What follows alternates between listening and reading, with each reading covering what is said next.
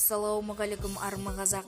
Егерде ең үздік жаңалықтарды алғашқылардың қатарында біле отырғың келсе, арнамызға тіркеле сал. Атырауда нан қымбаттады. Егер бұрын қалада бірінші сұрыпты ұннан пісірілген нанды 81 мың теңгеге сатып алуға болатын болса, қазір әлеуметтік нан 91 мың теңгеден сатылып жатыр. Атырау АКК баспасөз нанның неге қымбаттағанын түсіндірді. Біріншіден, Желавский КХП ЖШС ұн тарту кәсіпорны бірінші сұрыпты ұнның бағасын бір келесі үшін 155 мың теңгеден 165 мың теңгеге дейін көтерді. Сондай-ақ Карат ЖШС ұн жеткізуші ұнның құнын бір келесі үшін 145 мың теңгеден 155 мың теңгеге дейін көтерді. Екіншіден, наубайханалар бағаны көтерді. Себебі бірінші сұрыпты ұн қымбаттады.